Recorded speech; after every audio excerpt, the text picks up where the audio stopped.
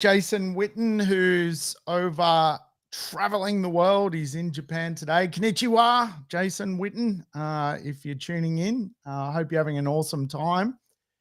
Welcome to Jason's Regulars. We're doing Wealth Coffee Chat this morning. So we've got a go ahead. I've made it on time today. Yesterday I was too early, an hour early. So today I am coming to you live so that we chat, a wealth coffee chat. I've got the coffee, a little espresso in my cup here. Trying to wake up a bit. I hope you guys all slept well and you're planning a big day. We got a few people tuning in. Melinda, morning, Sammy. Thank you, Melinda. First person online today, so hopefully I didn't scare everyone off yesterday. Hopefully I can do the show justice. Andy filled in earlier in the week, which was great, and he did a great job. There's always so much to learn from Andy, so a talented fella. Jason's a talented fella as well, and he's actually traveling Japan doing a little bit of a holiday, but he tends to also do some personal growth things when he's on holiday. So I'm trying to encourage him to go to a sumo match. Don't know if anyone's ever been to a sumo match, but one of the best things I've ever done, I think, is go to Japan to see a sumo match. It was very cultural, very interesting. So morning, Alison. Yes, we missed each other yesterday. Yes, I jumped in too early. I buggered up the show. So yeah, welcome aboard, guys. Grab your coffee. I noticed Jason loves, his shows tend to have sort of food in it, doesn't it? He's got the wealth, wine and wisdom, and then he's got the wealth coffee chat. Throws in a beverage in every show he does. Sounds like I'm rambling. Maybe you should do, people, pork rolls and property or something like that at lunch. He needs a lunchtime show where we've got a bit of food. But, today we're going to dig into some ideas around how growth works. So hopefully you guys enjoyed today's show in Jason's absence. I've got my little merchandise on today, People, Place, Planet. Jason and myself love to make sure there's a bigger meaning to all of this thing called real estate. And we do some awesome work around helping others get ahead and helping the planet.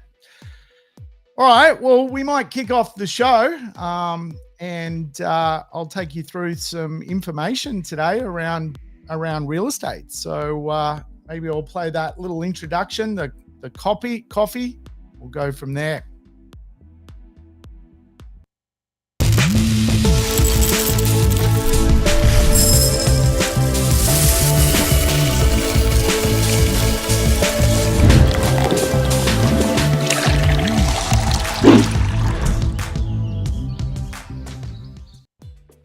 All right. Well, I'll tell you what I've noticed, Jason loves his gadgets. I come into his little online studio here. It's called Restream. And there's things flying across the screen. There's all sorts of things to manage. So, a lot harder than Urban Property Investor, where I just get a mic and start talking. So bear with me. It is, I'm a novice here. Morning, Beck Potts. Thank you for coming back. I know you were here yesterday. And yes, today we're going to dig into some thoughts around growth versus momentum. It's a big difference in real estate. Today, I want to sort of teach you some fundamentals that are very, very important. And I kind of thought about today's show, actually listening to Andy talk about offensive assets and defensive assets. And really, when I think about how to break down real estate, quite often I think along those lines myself, that certain things create growth and certain things protect growth. And really, I think there is a good conversation to be had about both. So today we're going to sort of dig into the concept of property market drivers, and also we're going to dig into really the idea of protecting the downside of real estate. I heard Andy talk about downside risk. All assets carry downside risk. So I think it's important to understand the difference of what happens inside the real estate marketplace. Now, if I open my little iPad here, and I'll just there's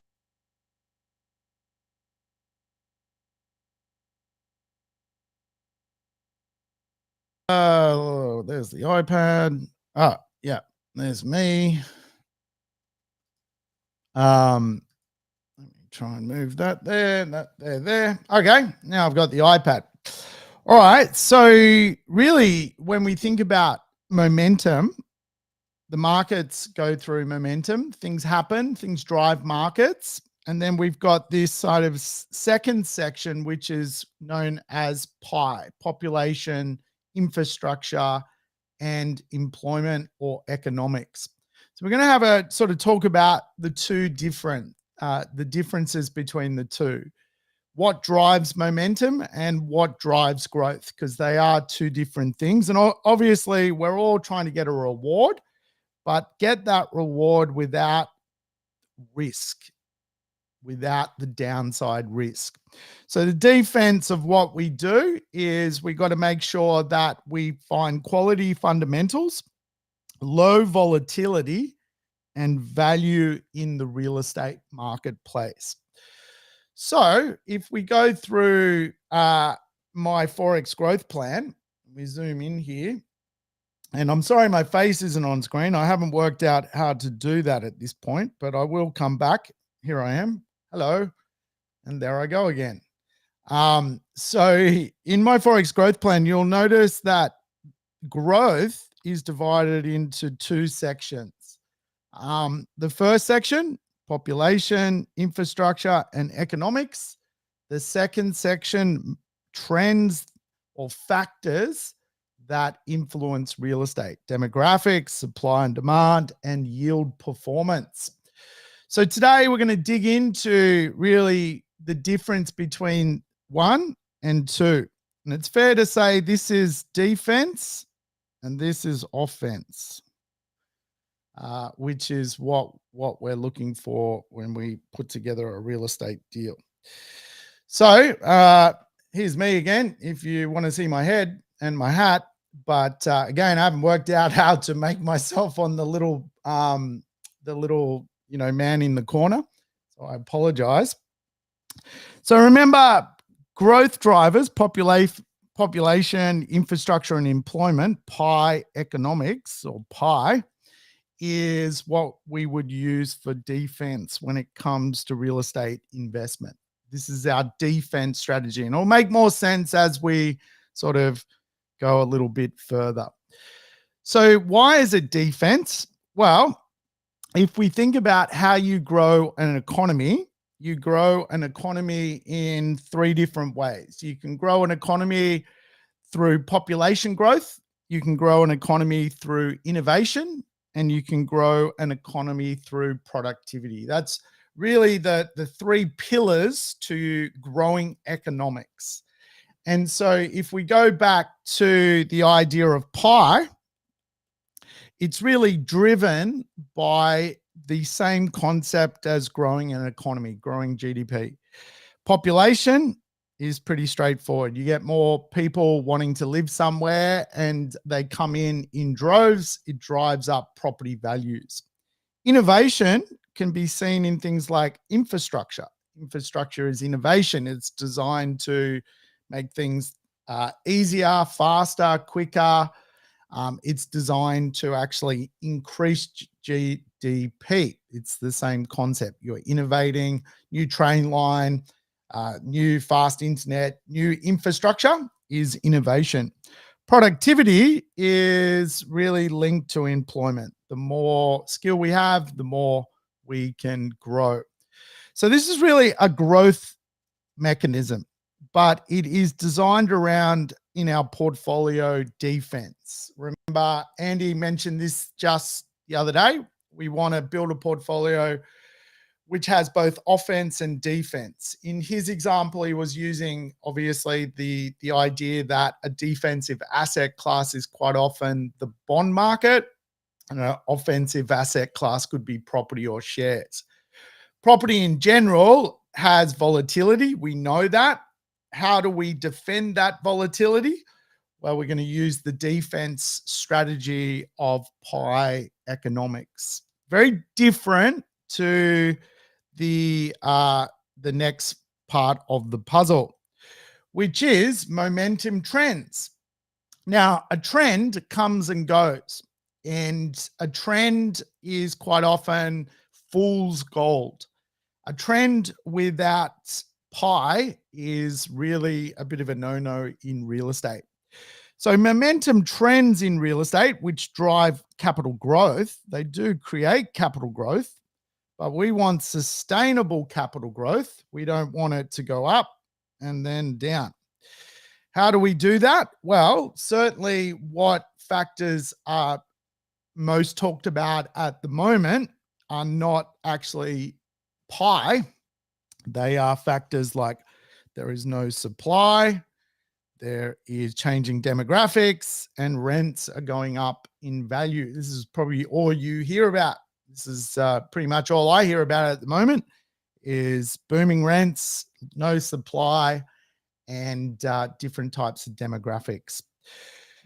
So again, if we follow a trend, we want to make sure that that trend has with it some fundamentals. Now, if we go back to the beginning of what I talked about, we want quality fundamentals, low volatility, margin of safety, and we want to find value. So it's a big job being a property investor because we have to find value where there's pie, and we, if possible, want to find value where there is also the idea of a trend. We're looking for value where there are trends at the moment which are favorable to us as a property investor. Right, there's my head again because I can't work out how to put it in the corner. So I just thought I'd bring it up so you know I'm here. Thank you for tuning in, everyone. Appreciate it. Thank you for listening to the Urban Property Investor, Melinda. Much appreciated tuning in. Hopefully, a few of you also listen to that show and Wealth, Wine and Wisdom. And we can get Jason back to do people, pork rolls and property, which will be his next show because he loves food with his show. Right, that's enough of seeing my head. Let's go back to the slides that I'm working on. All right, so I sort of found a scapegoat, if you like, something to torture today to show the difference between a trend and pie economics, which is a growth driver. So I've decided to pick on Tagoom. Tagoom is a little place in Queensland. It's connected to Hervey Bay. Tagoom is a place where Australia's biggest age pension postcode is.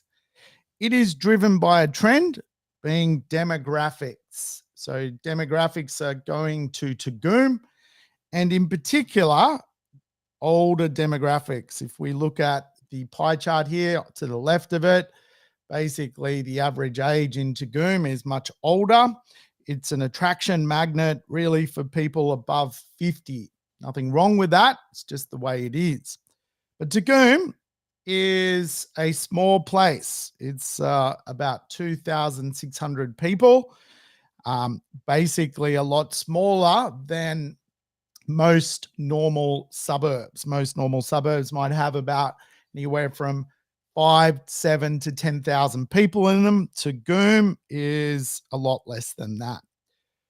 As you can see, if you go to Tagoom, and I'm not sure if anyone's from Tagoom, so if you are from Tagoom, I apologize for using your town as an example of trends driving real estate but lacking fundamentals.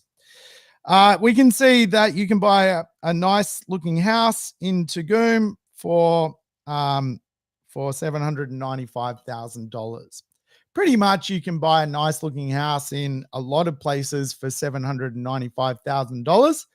So Tagoom is pretty similar to, what you can achieve in, for example, Bayside, Brisbane. You could buy a house that is that sort of price. When we look at the momentum trends of Tagoom, we can see it's driven by demographics is really the reason why people go there. Basically, older people moving to the suburb. And so what you get is quite often pie economics. People make money in Brisbane, Melbourne, Sydney, and then as they get older, they leave Melbourne, Brisbane, Sydney, where they've made money, and they push it into a small little place in the middle of nowhere. And of course, prices do rise off the back of that because you're taking an arbitrage of money, which is worth more in one place, being Sydney, and you're planting it in a small little village in the middle of nowhere. And you get some interesting capital growth figures. So if we look at Tagoom, we can see that the median price change over the last 12 months is 34%. Obviously, it's a small aggregate size, so it only needs a few properties to sell at a different price, and the aggregate moves around. It's probably a low sample size marketplace to go, well, is that actually accurate capital growth, or is that just one property selling? But nevertheless, what is driving Tagoom is a momentum trend. It does not have the fundamentals or the defense strategy when it comes to owning real estate. So it would be what we would call a risky investment. The trend that is happening, outside money coming into the market based on a boom elsewhere. Risk, inflated pricing, outside money comes and goes. And of course, the suburb of Tulum lacks fundamentals. So really the only thing driving this piece of real estate, if you like, is someone willing to pay more at a point in time. There's really no fundamentals. There's no major defense around this particular piece of real estate. And of course, the difference is someone might soon pay less for this piece of real estate. It's really just a Ponzi kind of concept, and a little bit sort of like crypto in a way, where you basically need someone else willing to pay more than you for the asset to go up. A bit like gold. Really, you need someone else to pay more than you for the asset to go up. And one of the challenges, of course, is that we start to put ourselves in a volatile place. And so what we don't want to do is put our assets or build a house of cards when it comes to real estate. There's my head again. Just using some camera skills now. I can put myself, I can, go back and forth. That's all I can do at this point, folks. So you'll have Jason back Monday, so you won't have to deal with me. But hopefully you're starting to get the picture of today's lesson on real estate. You guys getting the picture with this? I'll flow back, and we'll have another little look at this thing. So the risk is momentum drivers are just basically a trend. The trends come to an end, and they come to an end even in pie economic marketplaces. Remember, trends are a offensive strategy. So we want to attack using a trend, but we want to defend using pie, population, infrastructure, and employment. This is our defensive strategy with real estate. So back to poor old Tagoom.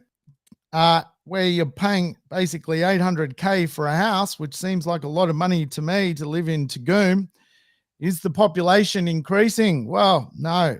It's one person comes in, one person leaves. Infrastructure, is the government spending a bucket load of cash to drive Tagoom? No. Are there any jobs in Tagoom? Answer, of course, is no.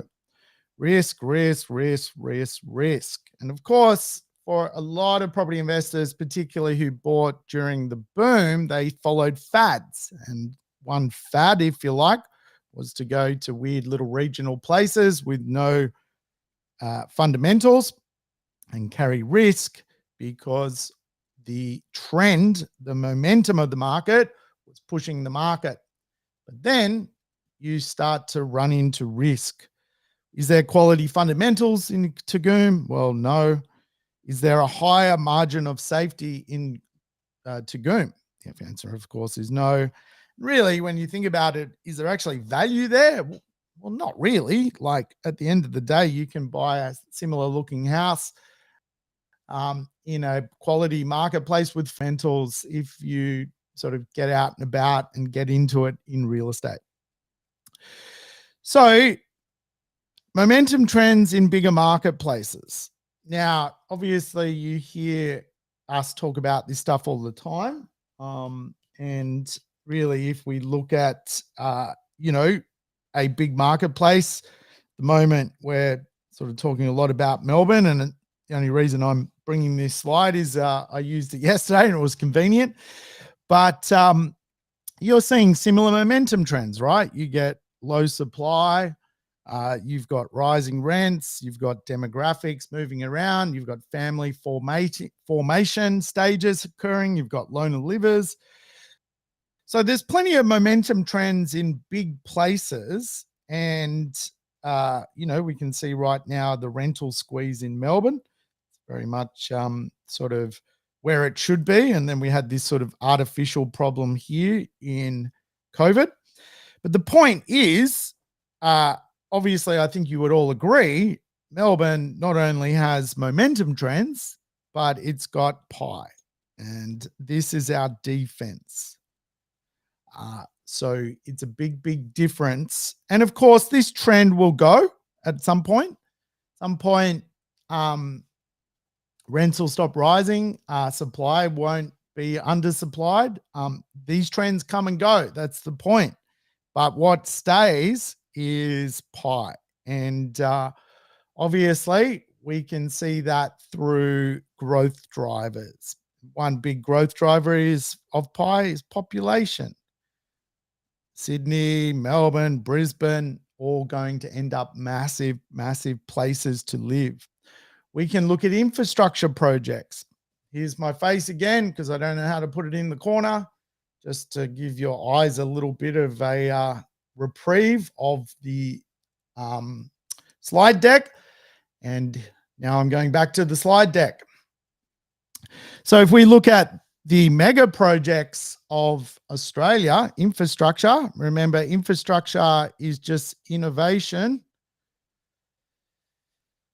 We can see that Tagoom has none. No train lines coming to Tagoom. We can see where the Australian government is spending money, and state government, WestConnect Sydney, Melbourne Metro, Westgate Tunnel Melbourne, Melbourne Airport Link, Melbourne to Brisbane Inland Rail, Bruce Highway upgrades, Cross River Rail, that's Brisbane, Western Sydney Airport, Metronet, it's like a rail line in Perth, and the Melbourne Ring Road upgrade. So, not one of those projects is going anywhere near Tagoom. They are going in Sydney, Melbourne, and Brisbane and Perth, our four big players of the real estate marketplace. So we know that these create jobs. We know this creates innovation. We know that this stuff creates a defense of investment. Risk, when it comes to a quality marketplace, it's less risky because you've got quality fundamentals, a lower margin of volatility. And of course, if you can find the value, it's the better investment. So often we'll talk about things like low supply, like we talk about that a lot right now. Just remember that's a trend and that is a short term play. Eventually it ends. It may last for 3, 4 years, the trend, and you want to end up with a long term play, which is where all the jobs are, where all the people is, and where all the tax money goes to good use. So today I wanted to explain the difference, just because I think it's interesting. Hopefully, you guys found that interesting. But that's it from me today. Thank you for tuning in to Jason's Wealth Coffee Chats. I hope I helped out today and did it justice. But Jason's going to be back, and yeah, you'll be able to talk to him as well. Tim, can we get that slide with predictions of future prices of capital growth in 20 years? Okay. I don't know which slide that is, but I can talk to you guys about the next phase of real estate. Maybe I'll do a bit of that tomorrow if you guys like. I've got one more day in the hot seat before Jason comes back. So if there's anything you'd like me to cover off, we can talk about future pricing. We can talk about where to next for Australian real estate. What would you, any requests? No. All right. Well, I think that's a wrap, folks. Thanks very much for tuning in to Wealth Coffee Chat. Have a great day.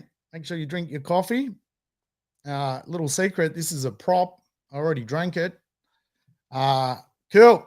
All right. Adios. Sayonara.